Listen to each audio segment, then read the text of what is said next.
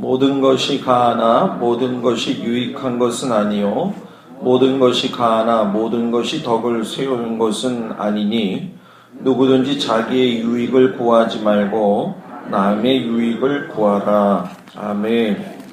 쉬운 성경 말씀을 그대로 읽어 드립니다.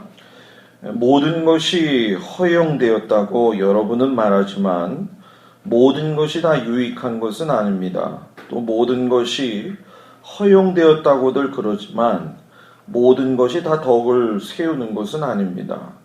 누구나 자기 유익을 구해서는 안 되고 다른 사람의 유익을 구하여야 합니다. 아멘. 이 말씀대로 여러분들이 다른 사람들의 유익을 구할 수 있는 사람들이 되기를 주의 이름으로 축복합니다. 오늘은 관심이 남다른 사람 안드레에 대해서 이야기를 좀 나누도록 하겠습니다. 실상 성경 인물 가운데 안드레 이야기는 별로 잘 하지를 않습니다.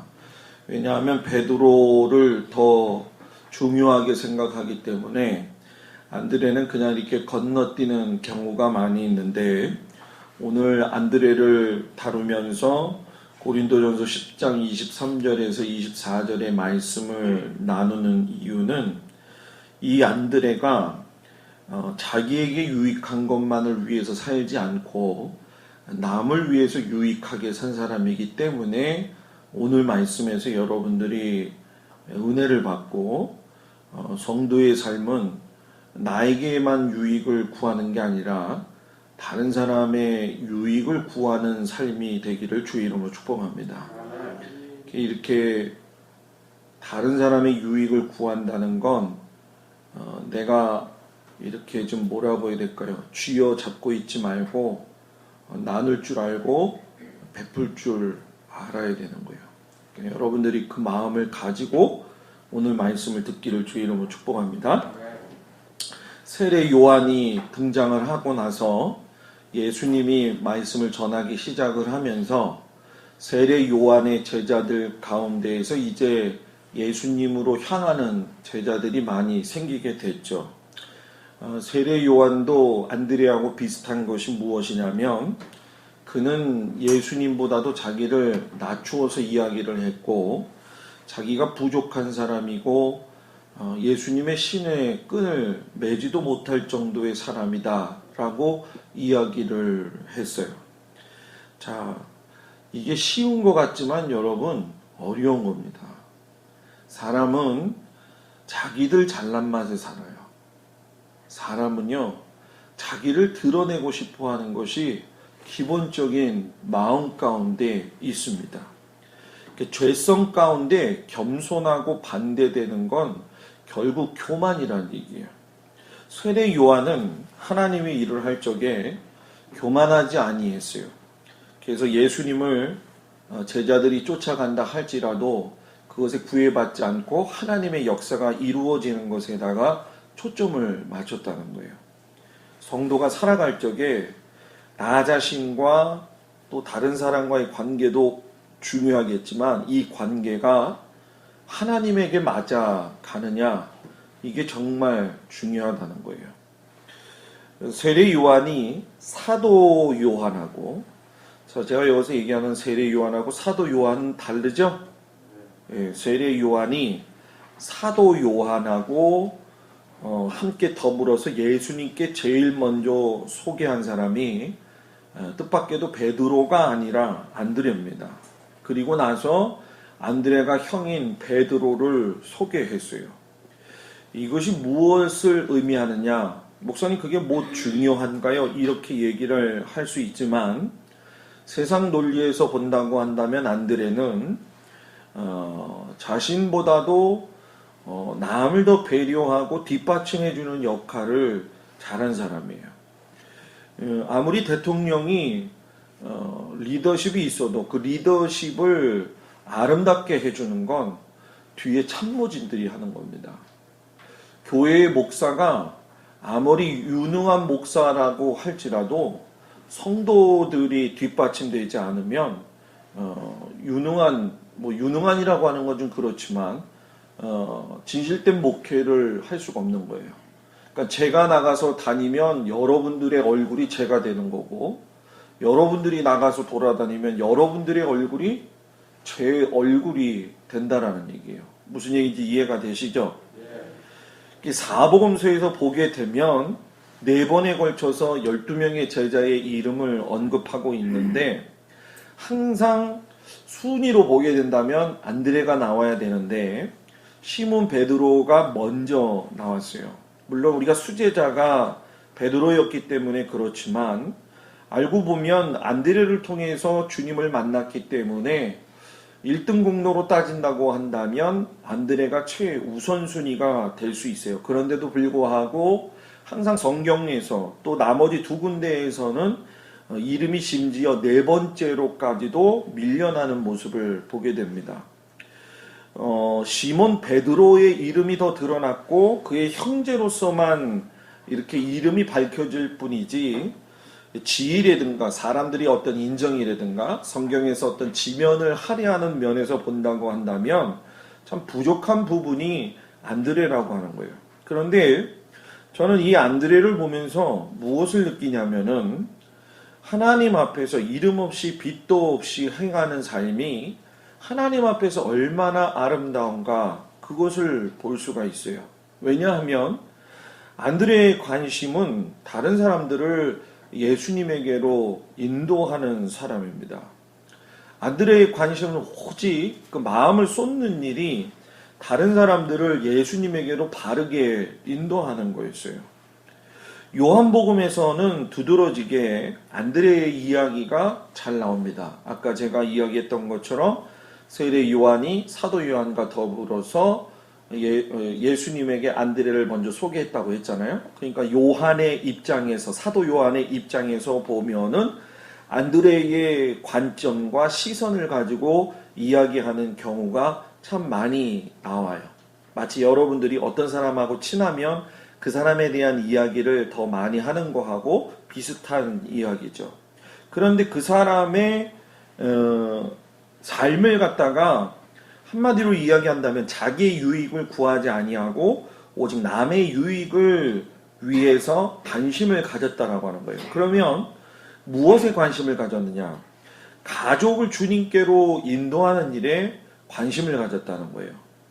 자, 대화가 이루어져요. 세례 요한이 예수님에게 안드레와 요한을 넘겨주고 난 다음에 예수님이 장래에 일어날 일들에 대해서 말씀을 가르치시죠. 그 말씀의 핵심은 예수님 자신이 메시아이고, 또 구약의 말씀들이 결국은 자신을 통해서 완성되어지고 죄인된 백성들을 구원하려고 내가 왔다라고 하는 일들에 대한 이야기죠.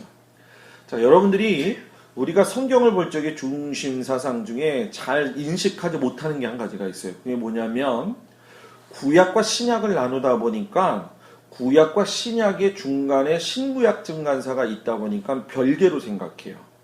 이건 우리들 입장이에요. 그러나 이스라엘 백성들의 입장에서 보면은 구약의 이야기는 지금 세례 요한이라든가 제자들에게도 공통적으로 관심사가 되는 이야기입니다.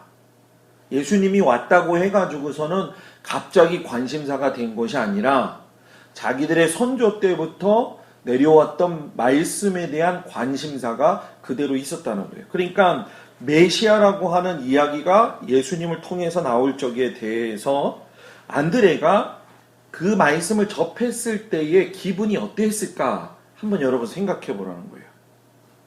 여러분들이 주일날, 수요일날 이제 설교 말씀을 들어올 적에 어떤 마음을 가지고 오는지는 잘 모르겠어요. 그런데 제가 요즘 느끼는 게 뭐냐면, 성경 공부 참 많이 하고 또 특별한 프로그램을 하는 것도 중요하지만 설교 시간에 설교만 잘 들어도 변화될 수 있다.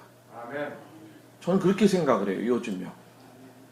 설교 시간에만 집중해도 잘 될 수 있다는 거예요. 안드레가 예수님의 말씀에 집중을 해요. 집중을 하다가 와, 예수님이 바로 자기들의 선조들이 이야기했던, 조상 때부터 이야기했던 뭐예요? 메시아라고 하는 걸 깨달은 거예요. 그 기쁨은 이루 말할 수가 없어요.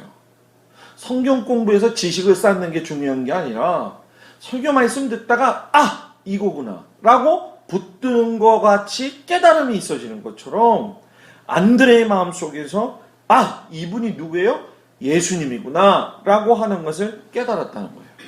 그리고 깨닫고 난 다음에 그것을 그냥 가만히 있는 것이 아니라 형 시몬 베드로를 급히 찾아갔어요. 그리고 요한복음 1장 42절에 보게 되면은 데리고 예수께로 왔다라고 이야기를 합니다. 그리고 사도 요한 역시 자기의 형이었던 야고보를 갖다가 즉각적으로 예수님께 데리고 와서 소개를 했다는 거예요. 자, 여기서 제일 중요한 거. 구원의 기쁜 소식을 제일 먼저 듣고 난 다음에 제일 먼저 전할 수 있는 대상은 자기 가족이라는 거예요. 자기의 자녀들이 될 것이고 자기의 형제들이 된다라고 하는 거예요. 여러분, 우리는 이거를 너무 소홀히 생각할 때가 많아요. 우리가 많은 사람들을 구원해야 되는 건 사실이지만 가장 제일 중요한 우리의 자녀들과 우리의 지인들, 관계된 형제들을 여러분들은 천국 가 있고 여러분들의 자녀들과 여러분들의 친척들은, 형제들은 지옥에 가 있다고 한번 생각을 해보세요. 그건 정말로 끔찍한 일이죠. 그러니까 세상에 그 어떤 것보다도 중요한 것이 여러분 뭐예요? 가정을 먼저 세우는 일이라는 거예요. 그래서 저는 우리 장로님, 권사님들 뿐만이 아니라 모든 성도들이 가정을 세우는 교회가 되기를 주 이름으로 축복합니다. 저희 교회가 그것만 돼도 저는 가능성이 있다고 봐요. 근데 왜 자녀들을 데리고 오지 못하고 친척들을 잘 인도하지 못한가? 교회가 건강해야 돼요. 성도들이 건강해야 돼요. 보다듬어주고 감싸줘야지 형제들이 오고 자녀들이 왔을 적에도 그것이 부끄럽지 않은 교회가 되는 거예요. 형제들이 데리고 오고 자녀들을 데리고 왔는데 별반 옛날하고 달라진 게 없네? 그러면은 아무리 전도를 해도 소용이 없다라는 거예요. 전 여러분들이 가정부터 작은 천국을 만들 수 있기를 주의 이름으로 축복합니다. 사탄은요, 이 사실을 제일 잘 알고 있습니다. 그렇기 때문에 창세부터 보게 되면 가정의 위기를 갖다 줍니다. 항상. 아담과 하와가 죄를 지었을 때에도 하나님을 피해서 숨어있게 만들었었고, 아담아 네가 어디 있느냐라고 이야기했을 때에도 숨어서 나오지 않는 그 모습을 봐요. 관계가 단절이 되는 거죠. 여러분, 아담과 하와만 숨어 있습니까? 요즘 가정들이, 숨어 있는 가정들이 너무나도 많아요. 부모들이 먼저 하나님께 숨어 있는 경우가 많고, 부모들이 하나님께 자신을 올바르게 보여드리지 못하는 경우가 많다는 거예요. 그리고 이전의 일들로 인해서 자녀들이 여전히 숨어 있는 경우가 많이 있다라고 하는 거예요. 어저께 저희 둘째 애가 학교에서 선생님이 가정방문을 했어요. 가정방문을 목사가 당해보니까 신방을 받는 기분이 이런 거구나 라고 하는 걸 느꼈어요. 근데 이게 또 주객이 전도가 됐어요. 신방은 역시 선생님이 받으셨어요. 왜냐하면 자기 라이프 스토리만 이야기를 하더라고요. 근데 그 선생님을 보면서 그 학교에 여러분들 좀 죄송한 얘기지만 저희 집이 제일 가난하잖아요. 그죠? 거기에는 하나그룹에 손자도 다니고, 그리고 아버지가 뭐 코롱 이사, 또 뭐 경찰, 엄마는 무궁화가 4개고 아버지는 무궁화가 3개예요. 부부가 도합 무궁화가 7개인 집안도 있고, 뭐 용돈이 어떤 아이는 뭐 60만 원이래 한 달에. 놀라질 않네요. 그러니까 어저께 제가 그런 이야기를 뭐 집사람도 했지만은, 아이를 망치는 건 결국 부모다. 아이를 망치는 거. 돈을 주는 게 중요한 게 아니라 부모에게 인정을 받고 있다라고 하는 거, 그리고 부모가 참고 기다려준다라고 하는 거, 그것이 중요하다는 거예요. 저희 둘째가 요즘 참 은혜를 많이 받고 얘가 요즘 너무 참 잘해요. 그래서 제가 칭찬을 많이 하는데, 저는 여러분들한테 그런 이야기를 하고 싶어요. 자식이 부모의 얼굴이라고 한다면 결국 아까도 이야기한 것처럼 제 얼굴이 여러분들 얼굴이고 여러분들이 뭐예요? 제 얼굴이라고 한다면은 여러분 성내지 말고 사랑으로 살기를 주의 이름으로 축복합니다. 그리고 계속적으로 가정을 무너뜨리는 것처럼 교회도 가정이기 때문에 사단은 이 교회를 무너뜨리려고 한다는 거예요. 가인이 제사 드리다가 동생 아벨을 죽였어요. 교회에서 예배 드리다가 성도들이 성도들을 죽입니다. 이걸 부인하면 안 돼요. 목사가 성도들을 죽여요. 성도들이 목사를 죽여요. 자, 여기서 죽인다는 건 칼로 뜯어서 찔러 죽인다는 게 아니라 심령을 뭐예요? 죽인다는 거예요. 여러분, 심령이 병들게 되고 죽게 되면 남의 아픔을 생각하지 않고 내 아픔만 생각을 합니다. 그러다 보니까 다른 사람에 대해서 생각하지 못해요. 여러분, 제가 신나게 목회를 하고 여러분들이 신나게 신앙생활을 하고 싶은가요? 별론 것 같아요? 그러고 싶은가요? 그러면요, 여러분들, 우리가 어떤 상황에서든지 목사나 성도들이 한 마음이 돼서 한 가정이 되어야 되는 거예요. 이렇게 목사가 어떨 때는 귀찮은 이런 광고를 하는 것 같을 때도 있지만 그걸 들을 줄도 알아야 되고, 또 성도들이 이런 요구를 할 적에도 목사가 들을 줄도 알아야 되는 거예요. 그것이 되어질 적에 여러분 뭐예요? 소통이 되는 거예요. 집에서 문제가 있는 가정들을 제 경우 보게 되면 부부가 소통이 잘 안 돼요. 부부싸움만 하는 거죠. 여러분, 싸움은요, 진짜 싸워야 될 대상은 영적인 사탄의 악한 영들입니다. 예? 옆에 사람이 아니고 우리 주변에 있는 이웃들이 아니라는 얘기예요. 여러분, 거라사의 무덤 사건 아시죠? 귀신 들려서 나은 사람. 그래서 예수님이 돼지떼로 들어가라 해가지고 군대라고 하는 귀신이 돼지떼에 들어가갖고 몰살당했잖아요. 그죠? 자, 그때 거라사의 무덤 속에서 치유를 받았던 사람이 예수님한테 뭐라고 이야기했냐면, 내가 예수님 따라가기를 원합니다 라고 이야기했어요. 근데 예수님이 그래 따라와 이렇게 이야기했으면 좋은데, 예수님이 뭐라고 이야기하셨냐면, 집으로 돌아가 주께서 내게 어떤 큰 일을 행하사 너를 불쌍히 여기신 것을 내 가족에게 알리라, 이렇게 이야기했어요. 복음을 듣고 내 가족에게 뭐예요? 알리라. 하나님의 말씀을 듣고 가족에게 알리라. 가족 구원, 가정 구원, 나의 신앙의 영향력이 제일 먼저 드러나야 되는 거. 안드레는 그런 사람이었다는 거예요. 자기 자신이 드러나는 거 그거 중요하지 않았어요. 자기의 가정을 회복시키고, 형뿐만이 아니라 시몬 베드로가 그 장모가 10병 걸렸을 때도 마찬가지지만 가정의 복음화가 다 이루어졌다는 거예요. 가정이. 저 여러분들이 이거에 대해서 그냥 뭐 막연하게 설교만 듣고 알았어요 목사님 그러지 말고, 구체적인 기도 제목을 가지고 복음을 아직 받아들이지 못한, 그리고 받아들였지만 아직도 버팅기고 있는 인생들을 위해서 여러분들이 기도했으면 좋겠습니다. 아멘. 분명히 끝을 여러분들이 알잖아요. 아멘. 끝을 모르는 게 아니잖아요. 끝을 아니까 더 깊이 생각을 해야 된다는 거예요. 그리고 이 안드레는 작은 일을 소홀하게 여기지 아니하고 주님의 영광을 드러내는 일에 굉장히 노력한 사람이고 관심을 가진 사람이라는 거예요. 자, 안드레가 요한복음에서 나오는 말씀 중에서 제일 여러분들이 인식이 되는 말씀 중에 뭐가 있을 것 같아요? 아마 여러분들 잘 기억이 안 날 거예요. 그죠? 예수님이 5,000명의 사람들을 가지고 하나님 나라에 대한 이야기를 했잖아요. 그런데 하나님의 나라가 이루어지는 것을 예수님이 알기를 원하셨어요. 그래가지고 갈릴리 호수에 모인 그 사람들한테 생명의 떡이라고 하는 말씀을 하셨죠. 나는 생명의 떡이다. 나를 먹는 자는 영원히 살 것이다. 그 얘기를 하는데 필요한 생명의 떡 시간이 왔어요. 무슨 시간? 저녁 시간. 밥 시간이 왔는데 이제 현실적인 문제에 어떻게 됐어요?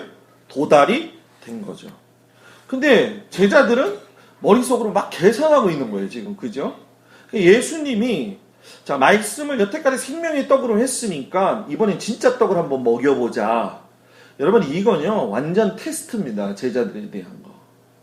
여러분들에 대한 그 테스트가 있어요. 예수님을 쫓아다닌 제자들에게 예수님은 쫓아다니라고만 이야기하지 않으셨어요. 그들에게 필요한 건 믿음의 요구였어요. 그러니까 그 일이 떨어지자마자 어떤 제자는 예수님 사람들을 빨리 돌려 보내세요. 믿음이 없는 가장 일반적인 방법이에요. 빌립은 머리가 빨라요. 계산이 빨라요. 그래서 돈이 많으면 어떻게 해요? 문제가 해결이 돼요. 그래서 이 사람들을 먹이기 위해서는 얼마만 있으면 됩니다. 라고 해서 머리 계산 딱 끝났어요. 교회도 이렇게 머리 계산이 빠른 사람이 있으면 좋긴 좋아요. 근데 그거는 다가 아니라는 거예요. 주님이 원하시는 건, 우리가 주님이 원하시는 교회 아니에요? 주님이 원하시는 건 한계에 부딪힌 상황 속에서도 하나님에 대한 기적의 소망이 있느냐라고 하는 거예요. 여러분 잘 들으셔야 돼요. 믿음 있는 척 하는 거하고 믿음 있게 사는 거하고는 다른 겁니다. 그때 제자 안드레가 사라졌잖아요. 그리고 갑자기 어떤 조그만 아이를 데리고 왔어요. 뭘 데리고 온 거예요? 도시락 들고 온 거예요. 그 아이가 예수님이 너무 좋아가지고 자기는 밥 먹을 생각에 예수님 말씀 들으러 왔다는 거예요. 여러분, 도시락이 애들한테 얼마나 소중한지 아시죠? 뭐 애들한테만 소중합니까? 그죠? 우리들한테도 먹는 것에 대해서는 소중하죠, 안 소중해요? 소중해요, 안 소중해요? 소중하죠. 소중하죠. 남의 밥그릇에 있는 밥이 더 커 보인단 말이에요. 안드레가 그 아이를 데리고 와서 자기가 가지고 있는 그 도시락을 포기하게 하고 또 그 포기한 것을 하나님 앞에 드려서 예수님께서는 그 헌신의 모습을 보고서는 더 많은 물고기와 떡으로 만드셨다는 거예요. 자, 여기서 중요한 원리가 있어요. 아이한테는 그게 아까워요, 안 아까워요? 아까웠는데 나눴어요, 안 나눴어요? 나눴어요. 그죠? 자, 어떤 사람은 많이 있어야지 나눈다고 생각을 해요.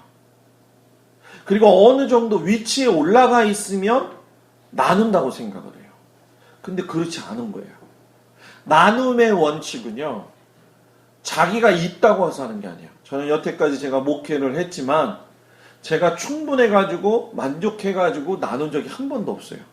어저께 같은 경우도 대안학교 다니는 선생님이잖아요. 부인은 고등학교 국어 선생님이에요.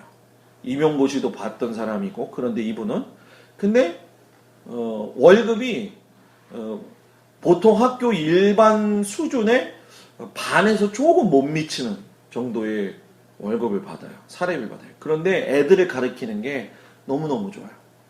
그런데 하영이를 위해서 누가 쓰라고 갖다 준 돈이 있어요. 저희 집사람한테. 우리 교인은 아니에요. 그 인투비 전에 학교에 다니는 어떤 분이에요. 그분이 주신 돈을 하영이를 위해서 쓰고 남은 돈이 20만 원이 있었어요. 어저께 그거를 그대로 드렸어요. 자, 근데 그대로 드리면서 무슨 얘기를 했냐면, 우리는 거저받았기 때문에 당신한테 거저줍니다. 근데 여러분 더 놀라는 게 있어요. 그분은 그거를 그 삶에서 더 경험을 같이 하고 있더라는 거예요. 자, 어떤 예가 있었냐고 한다면은, 그분은 돈이 하나도 없었던 거예요. 돈이 하나도 없었는데 이 여자랑 결혼을 하려고 늦게 결혼을 한 거죠. 지금 이제 둘째가 태어난 지 100일하고도 5일 됐대요. 42살인데 결혼을 하려고 하는데 수중에 자기 돈이 320만 원밖에 없더라는 거예요. 전 재산이. 그때 결혼을 하러 갔더니만 장인 어른이 당신은 여태까지 뭐하고 살았길래 지금 이 정도밖에 돈이 없느냐. 그래서 내가 직업을 가질 거고 대안학교니까는 대안학교라는 얘기 들으니까 뭔 얘기인지 모르잖아요. 그죠? 그러니까 걱정 마십시오. 제가 손 안 벌리고 살겠습니다. 근데 이제 문제는 뭐냐면은 이제 선생님이니까 아내는 모아둔 돈이 있죠. 그리고 자기가 이제 내 가지고서 같이 도와야 될 돈이 있는데 그 당시 결혼할 적에 135만 원 정도가 급히 필요하더라는 거예요. 필요하더라는 거예요. 그래가지고 이게 어떻게 하나님 이거 어떻게 해야 됩니까? 근데 어느 날 이렇게 자기 집을 가고 있는데 전봇대 밑에 번쩍번쩍 빛나는 게 있더래요. 그걸 주웠는데 뭐냐면 24K 그 조직들이 목에 걸고 다니는 체인 금목걸이. 그러니까 이거를 당장 쓰면 안 되잖아요, 그죠? 왜냐면 누군지 가르쳐 이제 갖다 줘야 되고, 그죠? 근데 이게 한 달이 지나도 소식이 없는 거예요. 그러니까 그게 뭐예요? 자기 거가 된 거예요. 그래서 불이 나게 금방에 찾아가 가지고서는 그걸 팔았더니 한 돈에 13돈이더래요. 아니 13만 원이더래요. 그러니까 13돈이니까는 얼마가 생긴 거예요? 130만 원이 생긴 거예요. 그리고 그 전날 밤에 그 인투비전 학교에 계시는 학부모님이 14K 금을 갖다 줬는데 그거 팔으니까 5만 원 나오더래요. 135만 원이 정확하게 난 거예요. 그 이야기를 어저께 하는데 은혜를 제가 참 많이 받았어요. 자, 제가 왜 여러분들한테 이야기를 하느냐. 저는 그렇게 생각을 해요. 저도 그렇지만 여러분들도 그렇고 우리는요. 다른 사람에 대해서만큼은 정말로 잘 베풀 수 있는 은혜가 있기를 바랍니다. 특별히 마음이 먼저 풀려야 돼요. 마음이 풀리지 않으면 절대로 이 돈을 이렇게 베풀고 자기 마음을 나누는 건 풀어지지가 않아요. 여러분들이 목사의 말을 오해하지 아니하고 이 말씀을 잘 마음판에 새기기를 주의 이름으로 축복합니다. 그리고 세 번째는 차별 없이 주님께로 인도하는 일에 관심을 가졌다. 자, 안드레가 결정적으로 나왔던 사건이 또 한 가지가 있어요. 그게 무엇이냐면은 그 당시에 이제 이방인들도 예수님을 메시아로 받아들이는 사람들이 있었지만은 유대교에서 막 개종한 사람들도 있고 막 복잡한 상황이잖아요. 초대교회 자체가.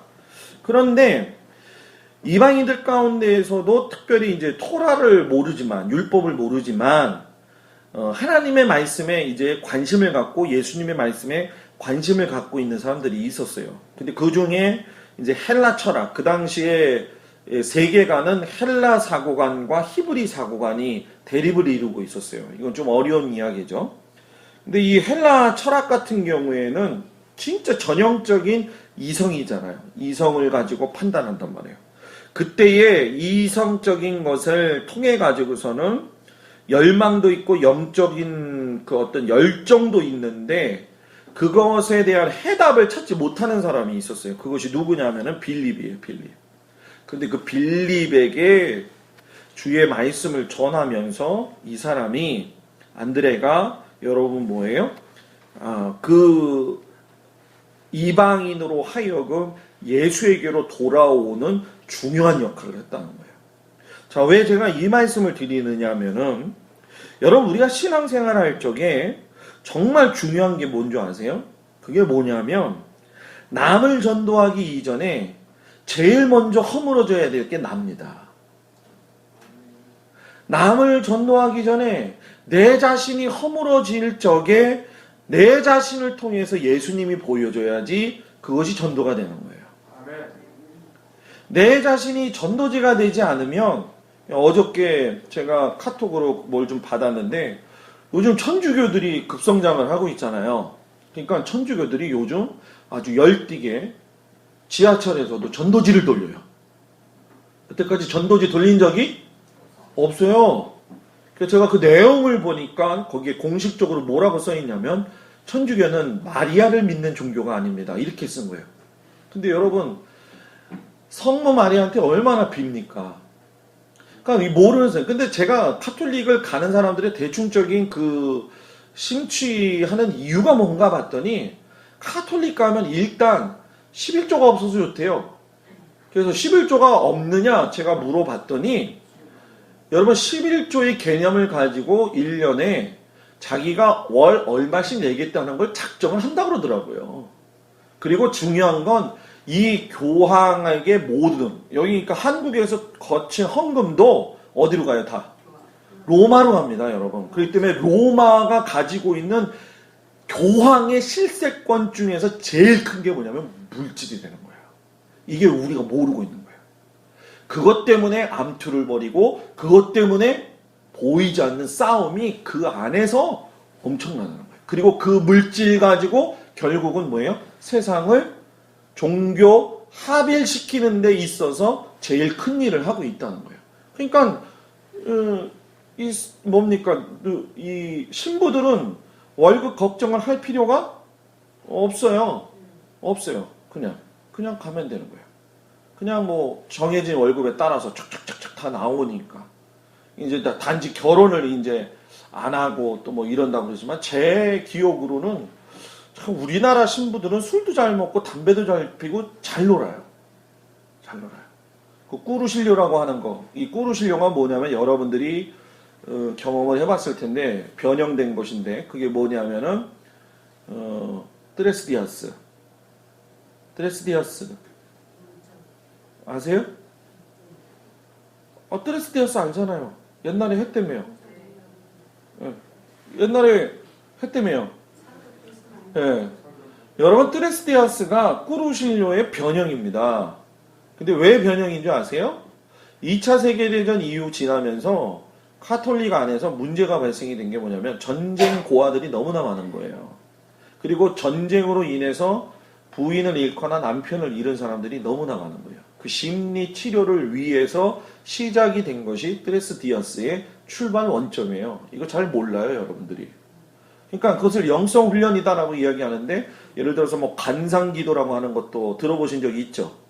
근데 이 관상기도의 출발도 실상은 알고 보면 여러분 어디서 나오느냐? 카톨릭에서 나와요. 다.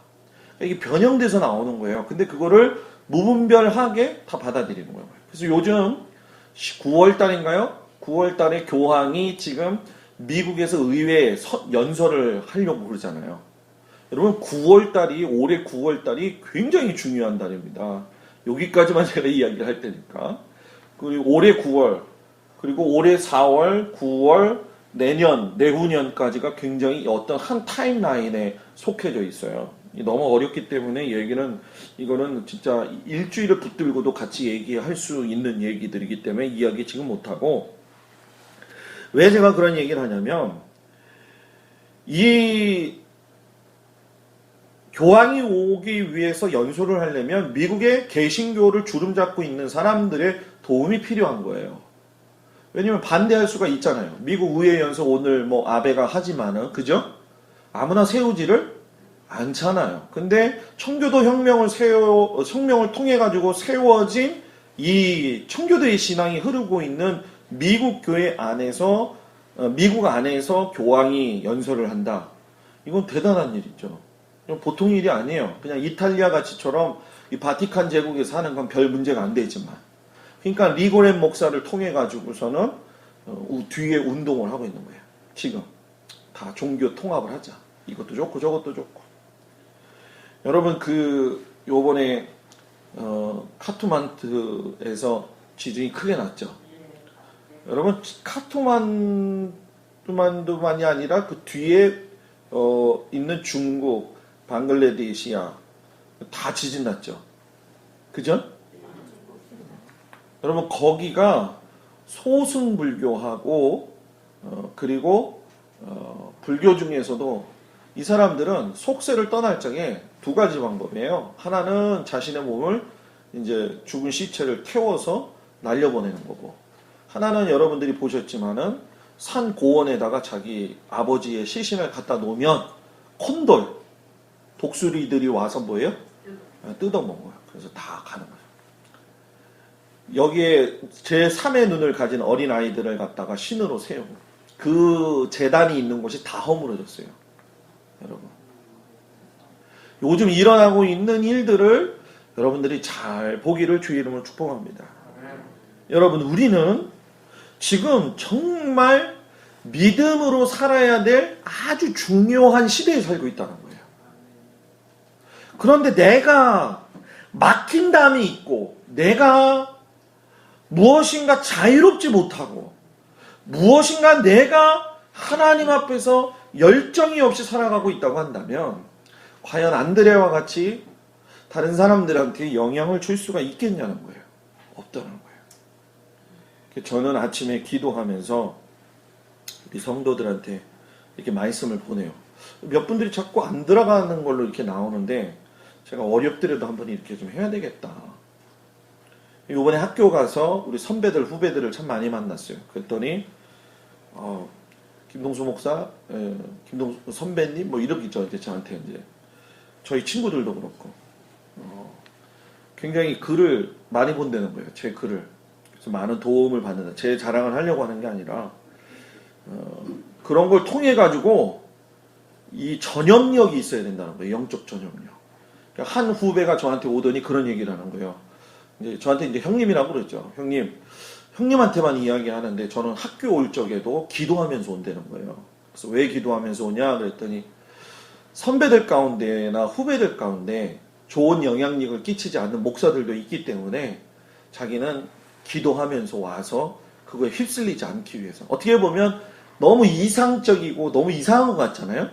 근데 여러분 그 후배가 저한테 그 얘기를 했다는 얘기는 뭐냐면 제가 그만큼의 오픈되어져 있는 걸 그 후배가 알기 때문에 저한테는 얘기한다는 거예요. 무슨 얘기인지 알죠? 이게 있어야 된다는 거예요. 저는 우리 교회 성도들이 그랬으면 좋겠다는 거예요. 그 안목이 넓혀져 가야 돼요. 그래서 목장도 마찬가지라는 거예요. 여러분들이 목장을 우리가 2시 20분까지 늦춰서 지금 하는 이유 중에 한 가지는 뭐냐면 사회적인 일을 나누는 것도 중요하고 정치적인 일을 나누는 것도 중요하지만 그거 하지 마세요. 교회에서. 그거보다 더 중요한 건 내가 오늘 성경을 뭘 읽었고 뭘 했고 하는 거 중요하죠. 세 번째 주 목장 나들이 나갈 적에 뭐 영화를 보러 가든 어디로 나가든 간에 먼저 예배를 드리고 아니면 야외면은 야외에서 도착해서 예배를 드리고 나서 모든 일을 하란 말이에요. 극장에 갔을 적에도 극장 바로 들어가기 전에 뭐 사 먹고 그렇잖아요? 그냥 바로 들어가요? 바로 들어가지 마세요. 바로 들어가기 전에 좀 일찍 도착들 해서 서로 마시고 좀 나누고 대화도 좀 하고 그러면서 기도 잠깐 하고 거기서 여러분들의 그 모습이 이게 목장의 진짜 목적이라는 거예요. 여러분들 무슨 얘기인지 아시겠죠? 셋째들 됐다 좋다 가자 이게 아니라는 거예요. 네? 항상 그런 마음을 가지고 여러분들이 목장을 모이기를 주의 이름으로 축복합니다. 마지막으로 우리가 중요한 건 잃어버린 사람을 주님께로 인도한 사람이 안드레라는 거예요. 여러분 마가의 다락방 사건 이후에 보면 안드레 이름이 나오지 않습니다. 초대교회 역사 가운데 사라진 것 같죠? 근데 여러분 아닙니다. 여러분 야고보하고 요한은 누가 더 크냐고 하면서 끝까지 나왔었어요. 그런데 안드레가 전도했던 형은 베드로는 설교 한번 하면은 하루에 몇 명? 3,000명씩 회개가 일어났어요. 별명들이 막 있죠. 그래서 시몬 베드로에게는 뭐예요? 게바 뭐예요? 반석이라는 뜻. 그죠? 그리고 요한과 야고보는 성격이 좀 급하고 좀 불같아가지고 뭐라 그랬어요? 우레의 자식들이라고 이야기를 했어요. 레위에게 마태는 하나님의 선물이라고 하는 선물을 줬어요. 그럼 안드레에게도 선물이 있을까요? 없을까요? 별명이 있어요. 여러분. 그게 뭐냐면 안드레는 남자다운 사람 이런 뜻이에요. 자, 무슨 남자다운 사람이냐? 잃어버린 영혼에 대해서 관심을 가지고 남자답게 최선을 다한 사람. 그래서 결국 이 사람은 여러분 아가야 성에 가가지고 X자 십자가에 매달려서 죽었습니다. 마지막에 순교가.